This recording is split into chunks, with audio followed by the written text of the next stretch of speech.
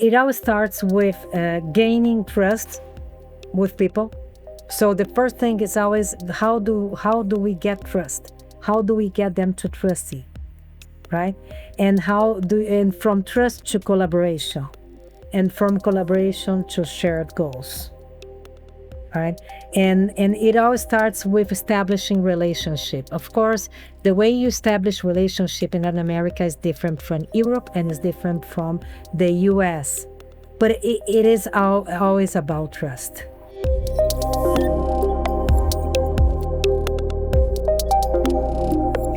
What does it take to lead across continents and learn that success means more than results? For global executive Rossana Sadir, her one-away moment came after driving 80% growth as Avon, Ecuador's CEO, only to receive the toughest feedback of her life. That reckoning pushed her to transform from a result-driven strategist into a people-centered leader, learning that true power isn't exercise, it's emanated. In this episode, Rossana shares lessons from leading transformations across Latin America, building trust across cultures, and reshaping boards into spaces for dialogue and co-creation. From turning around companies to teaching executives how to see the forest before the trees, her story is one of humility, strategy, and growth. Stay tuned. This one is a masterclass in leadership evolution.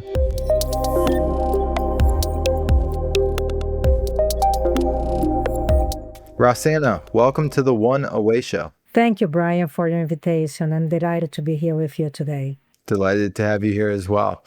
So Rossana, what is the one away moment that you want to share with us today? Can it be two? It could be four, but two is fine. Now, I think that there are two moments in which, indeed, I feel that I had a big change in my self-perception and in the direction I led my career. Okay, so I built my career in 3 cycles. The first cycle was as a strategist, in which I was for 13 years. We can talk later about it. The second cycle was as a CEO, and the third as a board member and consultant.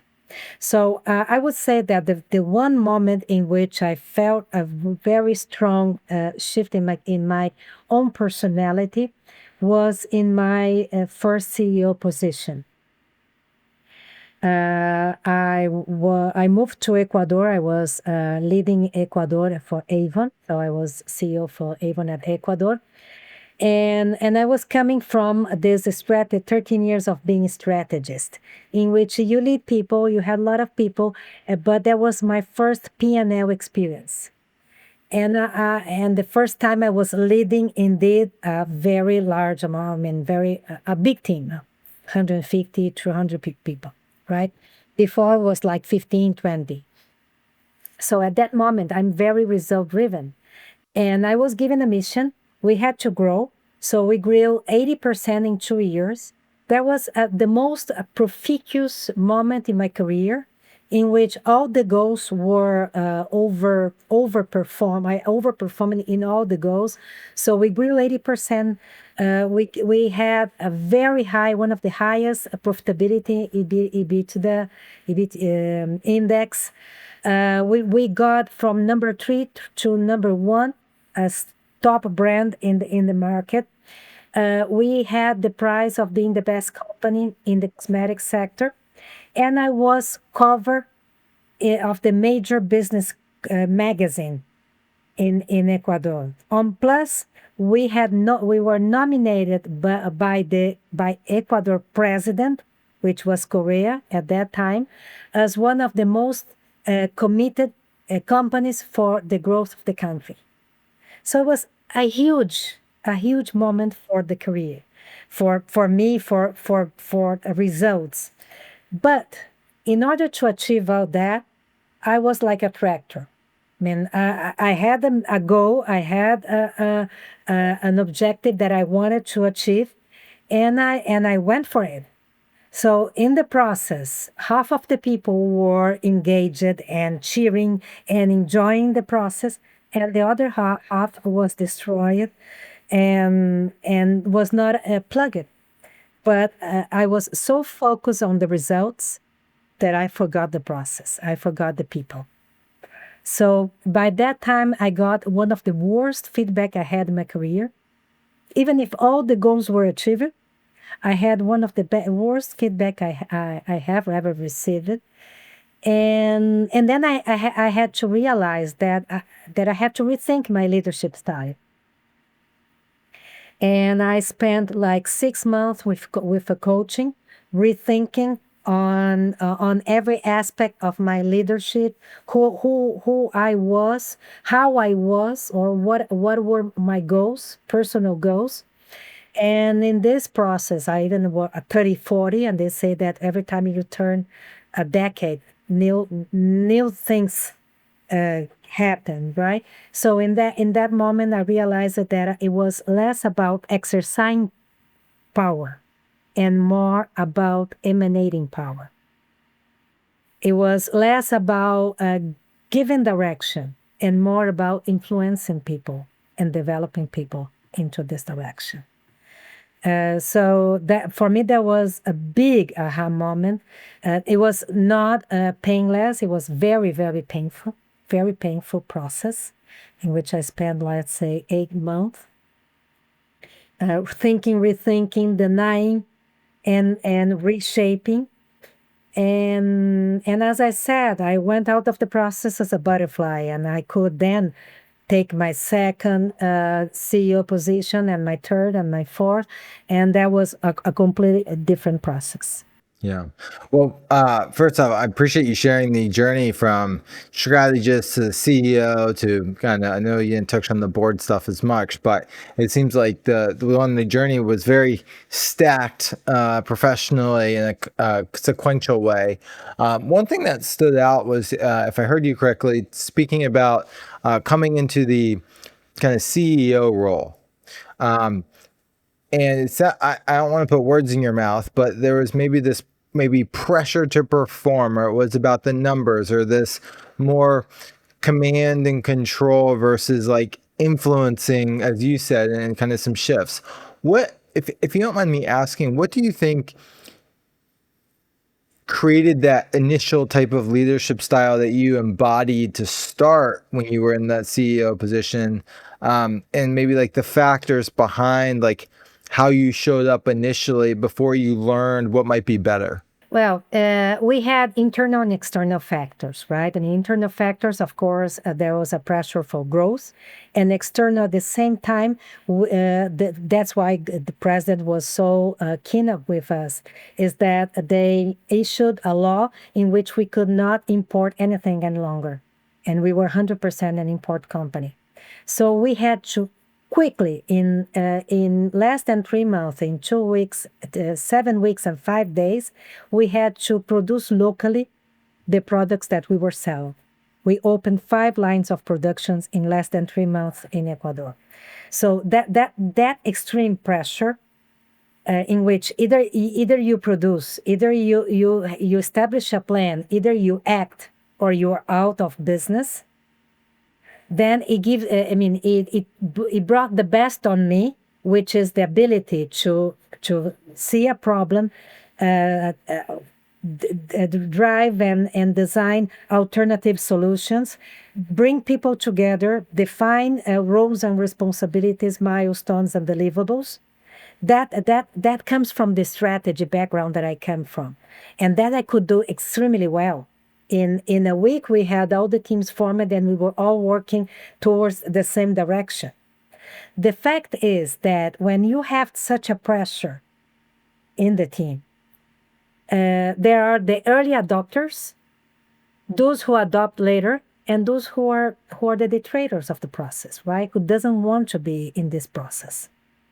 And as a leader, your ability to influence is how do you identify who is who, and how do we work with each one of them individually to make sure that they are all engaged and committed.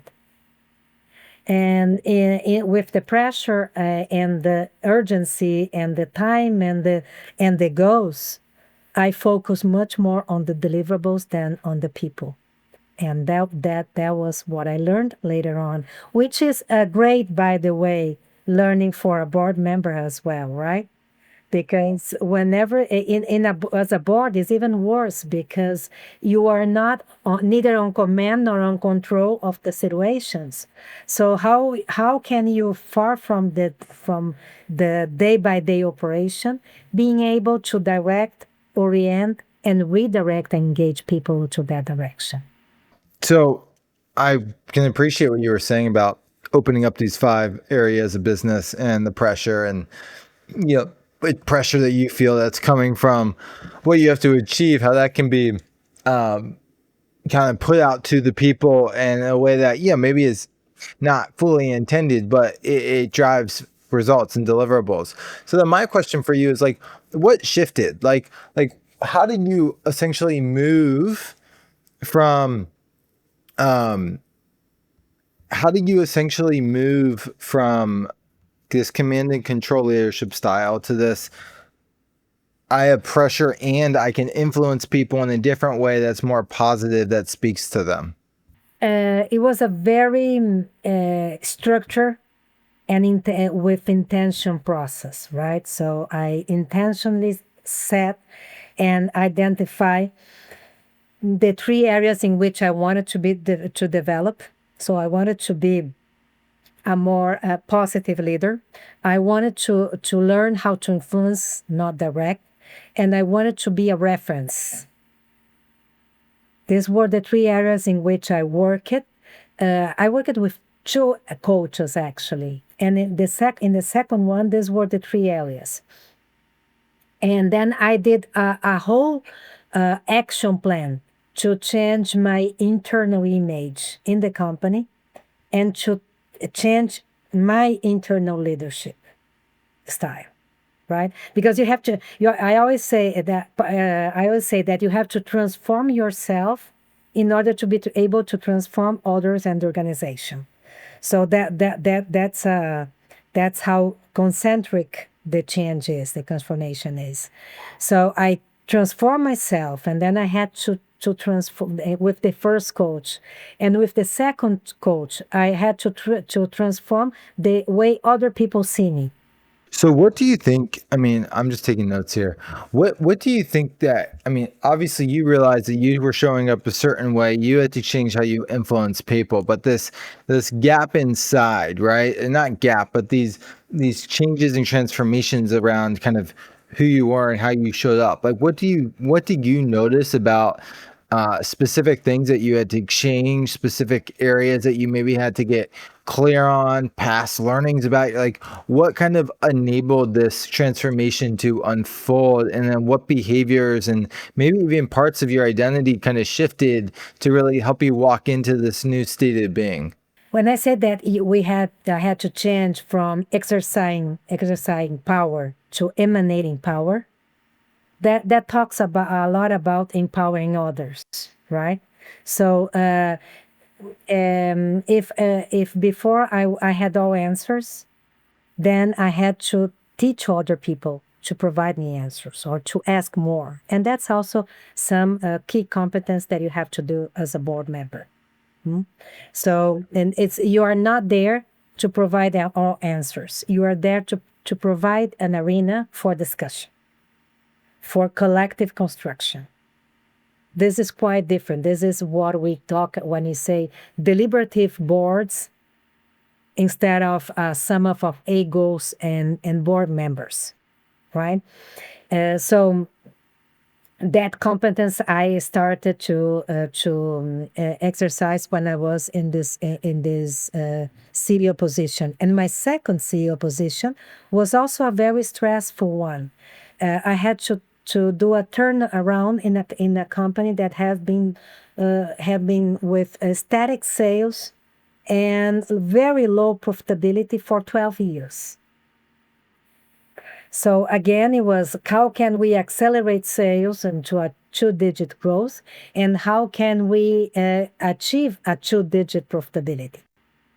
So it's also about changing culture. It's also about changing strategy, changing the way you do business. You do your business, and a command and control style would never work.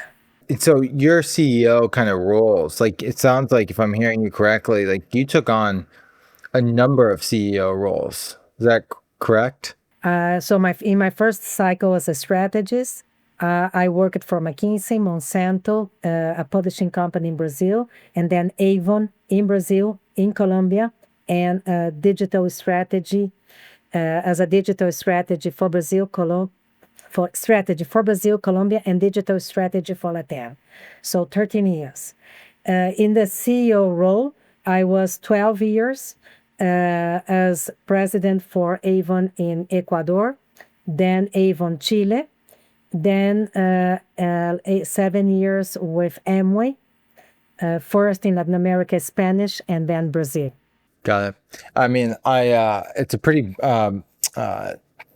tenured and accomplished background. One of the things that I'm thinking about is like, did you always want to be successful in business? Like, where did your drive and motivation come, Rossana, from? Was this childhood? Did you have peers and mentors that kind of set the way, or or did you just maybe not see any of that and you wanted to make something of yourself? Like, where did this kind of fire come from? Because, you just kind of kept climbing and achieving and accelerating. I mean, from the outside looking in, I know it's not all sunshine and roses, but I'm curious what the, you know, early drive, where that came from. Yeah, actually, last week we were discussing about motivation and the definition, or how do we get motivated, or how do we define success, right? And actually, I came out with a diagram of 8 points in the several dimensions in which I get motivated, and how could I define success. And indeed, for me, what fires me up is less about status and money, and more about the opportunity to create, the learning process, the opportunity to be impactful into other people and into business, the recognition, the relationships that you build, right? So I think that throughout my career, I was less driven about growth and status and positions, but more about the challenges and the adrenaline of the new. I mean, the new experiences, the new challenges, and the possibility to create impact and transform and develop myself, others, and organizations in the process. Yeah, that's amazing. I mean, it's always nice when you can meet someone and you can kind of unpack and be like, what's the driving force? What the desire to learn and desire to keep going. I mean, I think when you meet someone and they've just never kind of settled, or they've never paused, and they just kind of keep going. It's like there's to really understand that motivation. I think it's when you meet an achiever or a winner, you don't forget, because I think it is, not to put a pedestal, but it's rare, I think, to meet people who just keep going and have traveled a lot of distance in their lives to get to where they are. So it's remarkable to just kind of hear you kind of describe your journey. When Rossana, look at the, four CEO kind of experiences and kind of working at, in Chile and Ecuador and Colombia, and kind of seeing kind of this global landscape across, these global companies that you worked with. What did it teach you about the global business environment? I mean, I know you were very focused, it sounds like, in the LATAM region, but how did it shape your perspective of how, business was done, right, in a global way? Well, of course, it teaches you that you have to be very sensitive to culture. At all. I mean, doing business may be the same everywhere, but culturally, there are several differences that you have to be very sensitive about, even from company to company, country to country, moment of life in each company, right? If it's an early beginning or growth period, or in the top of performance or declining, everything influences the way they will listen to you and the way they will understand what you said, right? So I think that I've lived in 8 countries. I've worked with 16 countries in Latin America, and I've led 12 countries, right? So the ability to being able to address business in a way that people want to hear you, understand and understands what you are saying is what I've been developing through this process. And even now in boards, I've served in different boards, public, government owned, and family owned boards. I've served in international boards and multinational boards in several sectors. So, private equity, retail, consumer goods, technology, infrastructure. And of course, the culture is quite different. The needs are quite different. But if you are able to communicate, to be sensitive to the needs and communicate in a way they understand and they are willing to accept, that's how you add value to the business, to the people, and to the boards that you serve, right? Yeah. Yeah. I mean, the cultural sensitivity, it seems like you had to kind of it was a master class for you across these cultural divides. But, when you think of the companies that you were with, right, and where you were doing business, would you say, just for kind of cultural context and also listenership, how would you describe, maybe to go a little bit more specific, kind of doing business in Latin American countries, right? Versus American versus other parts of the world. What was important to you, right?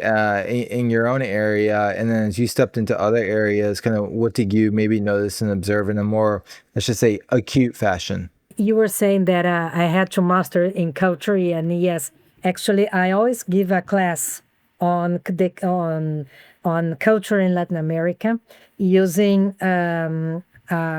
framework that was developed by the professor Erin Meyer from INSEAD. And she wrote the book, The Culture Map, in which she gives 8 dimensions of how you could define culture.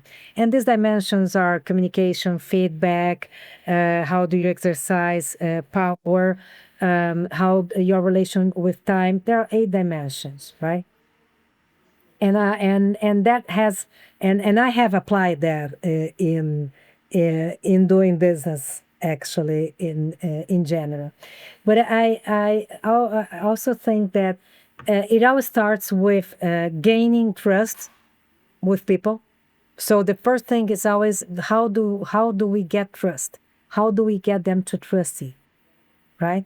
And from trust to collaboration, and from collaboration to shared goals, right?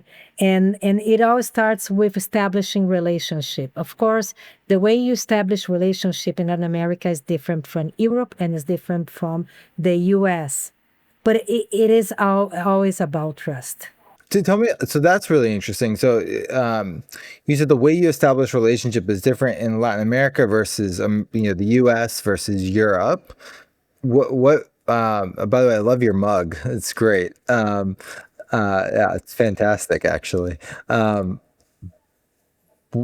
So yes, trust is at the center, and trust drives relationships and decisions and working together. But I am just curious, at large too, like what are those differences between U.S., Europe, and LATAM that you've maybe noticed specifically? Yeah, trust is even one of the dimensions in Erin Meyer's framework, and she mentions that it can go from establishing close and personal relations to delivering tasks. So let's say, and the normal examples are always, let's say, in Mexico and the U.S. I mean, there's only a border that separates both countries, right?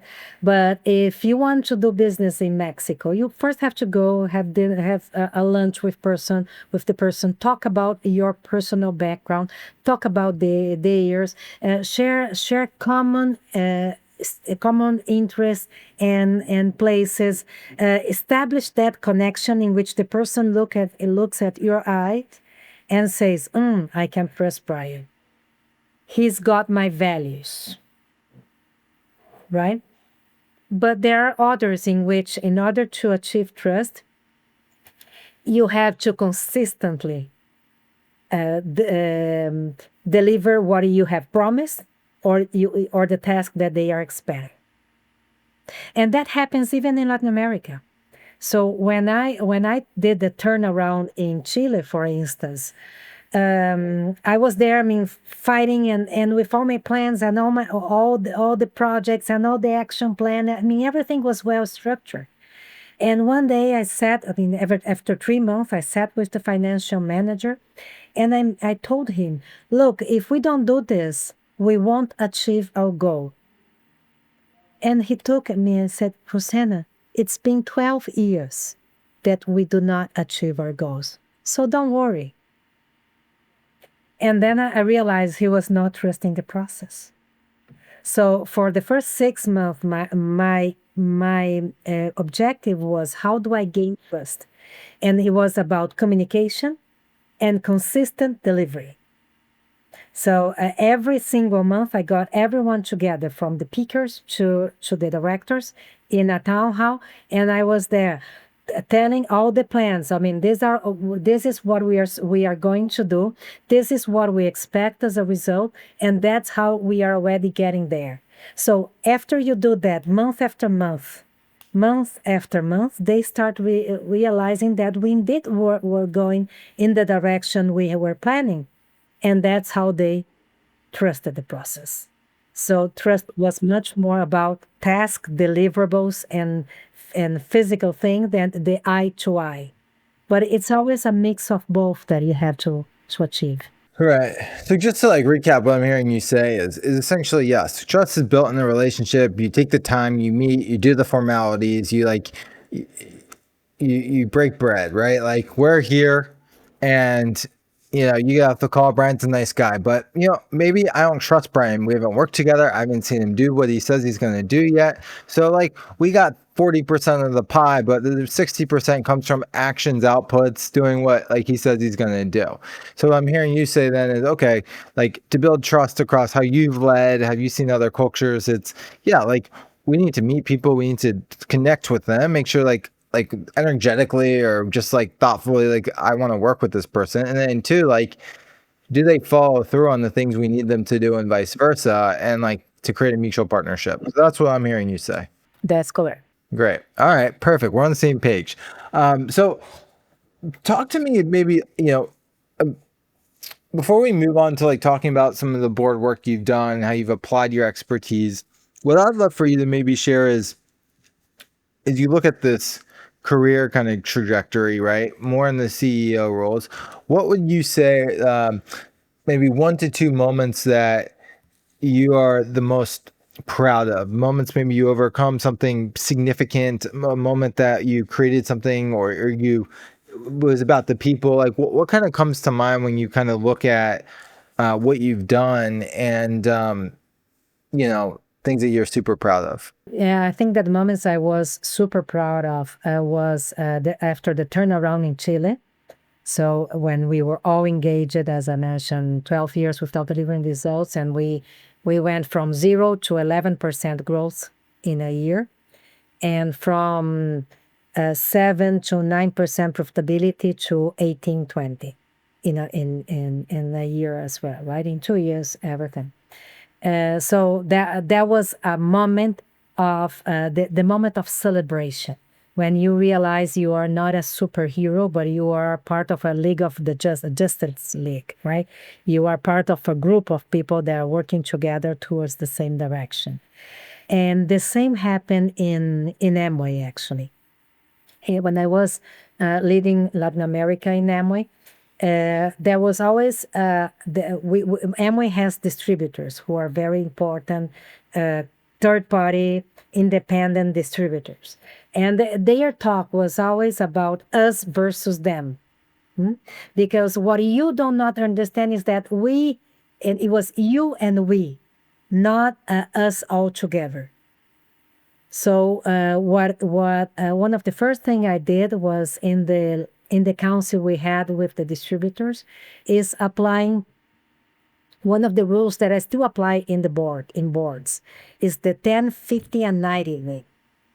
You bring the subjects when you have a problem, and you discuss the several alternatives to address this problem as a 10%. Look, we are facing this competition, and I think that we can work in this and this direction.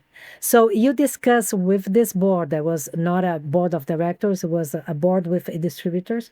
We discussed it with them, their first idea on how to structure the solution. Then we came in a second meeting with the 50% solution. Okay, you give us this direction, and that's how we structure the solution. So everyone sits and work together and said, okay, yeah, you have to be more aggressive here. Don't use this approach because that could happen. And we reshape it. And then you come back with the 90% when everything is very well designed and it's a matter of fine tuning. Today, when I work with the boards and with the effective boards that I've seen, it goes through all this process. We establish the 10, 50, and 90% because it gives them opportunity to everyone to really be part of the solution. And when you are all part of the solution, you are not us versus them. It's us together, right? So when we built this, and I saw physically that the speech has changed, the dynamics of the joint work has changed. That for me was a very successful and proud moment. And the results came later on. We were growing 15 to 25%, profitability double digit. When I got the market, only 2 markets were with a positive profitability. And after 5 years, we had all the 11 markets in Blink. So that was very proud because it was done all together with this joint strategy process, right? Today, I was in one board that was not effective and even got dismantled at least because they were bringing the solution at the 90% moment. So it was less about discussing and more about approving. And then the impact and the opportunity that you have to add value is very low. Yeah, I mean, one, it's just really neat to see like your strategic approach to working on these boards, kind of driving results. I mean, it's very clear to see that, your work as the CEO, how you led teams, how you kind of establish guidelines, and then kind of use your experience, right, from the turnarounds or turnaround that you were a part of to how you're kind of shaping direction at some of the companies that, you're supporting at a higher level. And so like I personally can see the correlation and also like the sequential trajectory of like why working on boards makes a lot of sense to you. Like with, it's funny, I hosted a webinar last week on boards with 2 people, and which I think you might have seen. Was Bob and Maheen, right? I heard that. Yes, and great learning experience. But for you, like what kinds of companies do you feel the most equipped to maybe serve on a board, or and when you come onto that board, where have you found your work to be the most effective, given your background and skill sets compared to maybe other board members? Well, I can be effective in any board. I think that that you when you have a very diverse I mean, I've been in several companies, several sectors, several geographies. So you learn how to quickly, and I've been consultant before, right? And now, so you learn how to quickly understand the issue, and you identify easily the areas of opportunities and alternative path to solutions, right? This is what you develop as a strategy, 13 years as a strategist. And as a CEO, what you develop is the ability to execute and to deliver results, short term and long term, top line and bottom line. So the combination of strategic vision and execution capability is what makes success in every situation. However, but I can answer your question less about where I can be more effective and to where can I have more fun with. Where do I have more fun? In which type of boards or companies do I have more fun? And I personally prefer the one in which I can impact the most. Either because of the specific moment the companies are going through and challenges, right? So of course that if everything is under control and there is very little to do and very little willingness to transform, then it's not the type of board that I like to be. Transforming business it's feasible in all moments, even when you are at the top and you are growing and you have a great profitability. Even there, you can transform business by finding new avenues for growth, or by structuring the management or structuring succession. There are always good alternatives. And what I like is when you have the willingness and the opportunity to be impactful and to work together for transformation. Yeah, it seems like you have a very collaborative approach, and you value the expertise of other board members, and working with just great opportunities to apply everything you've learned to those companies.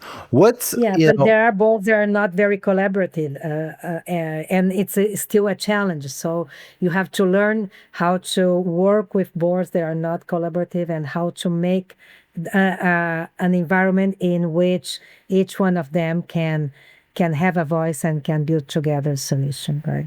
Yeah, totally. If you're a founder looking to grow without raising capital or giving up control, Relent is built for you. Founded by entrepreneurs who've scaled without outside funding, Relent helps companies find and retain talent, lower operational costs, and reinvest in growth. We've hired nearly 10 team members through Relent and streamlined our entire cost structure, freeing up capital to put toward what matters most. Even small teams can set up offshore operations quickly, compliantly, and without heavy infrastructure. With deep expertise in the India-US corridor, Relent combines cultural fluency with operational rigor and guides everything from team design to long-term scaling. Grow on your terms and start with Relent. To learn more, visit relent.team/arcbound. In the life of Rossana today, besides drinking coffee or tea out of epic mugs, what's the focus? Like, let's like walk me through the next 5 to 10 years. Like when you think, maybe you're not even thinking about that, but like aspirationally, right? Like, what are things that you still want to achieve? Maybe they're personal bucket list items you want to, things you want to do, but like, how are you looking at maybe this chapter of life that you're in, and maybe like where you want to go, right? As you kind of think about continuing to build on the incredible foundation that you have to date. Well, right now I'm quite established as a board member in several boards in Brazil and even abroad. I serve as a representative of IDB, Inter-American Development Bank, in a board in Uruguay, of the leading retail company in Uruguay, and I also serve in a board for a Turkey company in Latin America. Turkey technology company, a unicorn in Latin America. But I would like to expand my board scope into other markets is in Latin America or abroad. So international boards are one that are in my objectives for going forward, right?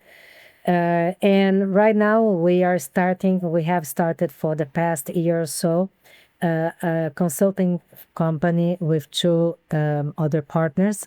And this consulting is about transforming business through co-management. So we work together with the company. It's not about the consulting that gives you a presentation and leave, but we work with companies throughout a 6 month, 1 year, 2 year period in order to grow and improve process management, profitability, etc. in the company. So we have several clients, and I see this developing further in the next 5 to 10 years. And that these are all part of my purpose, which is transforming myself, others, and organizations, right? It all comes full circle from where we started. That's awesome. Super cool. I will be on the lookout for anyone who's a global company that could benefit from knowing you. So I'm sure you would do some epic work and quality thinking. And clearly have done it before across multiple businesses and business units. So, Rossana, what a beautiful interview. Is there anything that I have maybe left out or things that might be, before we get off that you want to say, I should have touched on this? Like, what haven't I asked you that would be worthwhile for listeners to know? Well, actually, I think we talked a lot about me, but we didn't talk much about the boards, actually. And there are maybe a few tips that I would like to leave, which is one about the board dynamics, right? So the traps in which we have to make sure that we do not step in, right? So most of the boards, I think that we have to make sure that the boards they driving into three dimensions. One, if it's if they work in an internal perspective, so they talk about their results, their business, their people, but forget to look at the and external landscape.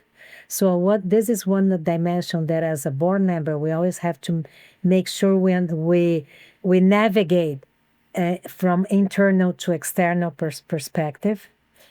The other thing that we also have to make sure that we navigate is the backwards look, talking about what was the result, what happened, why it happens, and what were the problems. And we do not talk a lot about the forward perspectives, right? What is the strategy? How are we going to achieve? So several times boards go more into showing results and less about discussing the future. And the third trap is when you get very informative discussions. So most of the time you spend is about presenting and listening instead of discussing, deliberating, and making decisions, right? So I think that as a board member, these three directions. I'm not saying that you have to be all about future, all about deliberation, all about external, but we have to make sure that we find a balance that works in each company, right? So this is one of the first tips I would like to give. And the second is about, I've heard several times the question whether is it better to be a generalist or a specialist when you form or you get ready for boards. And I always say that the discussions that we have about the boards, they are not about a section, an area, or a function. It's about the business. So if you're talking about the business have several aspects, and these subjects are all interlinking. So we will discuss avenues for growth. We will discuss finance. We will discuss people, technology, risk, ESG. But we have to stop thinking in silos and in functions. And we have to understand that whenever you move one of these gears, all the others move as well. So if you're talking about a new product, a new channel, a new service that you are launching as a new avenue for growth, of course you need to understand financially what are the resources that you will need, and what the return will that give. How are you going to get these funds from? Is it equity or is it debt? What is your cost? So there are lots of things that go in the financial area that you have to be concerned about. When you talk about people, do you have the competence? Do you have the structure? Do you have the culture that will make this, will enable this to succeed? Do you have the technology? Do you have the information that you need? What are the investments that you need to do in technology-wise in order to make that happen? And that what impact that will have as a risk and as a community or social or environmental, right? So all these aspects are interlinked, and we have to think on that as a set, not individually. Yeah. It's a holistic, I mean, all the parts, right? You're talking about, right? People, culture, technology, investment, like finances, culture. And so it seems like what you're saying is, yeah, there's board dynamics. There's a lot of things that need to be discussed, but we need to look across all these key functions that are actually going to make this business thrive and do that in a way that's conducive. We have to see the forest to then dig into the individual trees, right? I like it.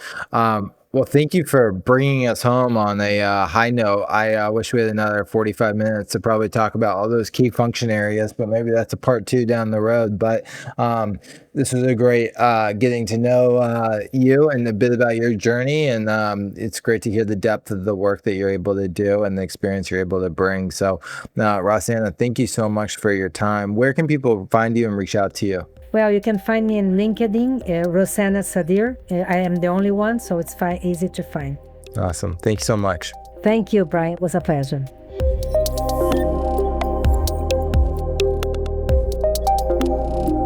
Today's episode reminded us that leadership isn't about commanding outcomes. It's about shaping energy.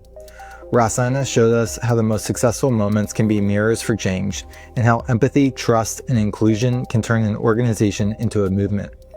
We explored how culture shapes business, how boards can fall into traps of hindsight, and why the best leaders keep learning even after decades at the top.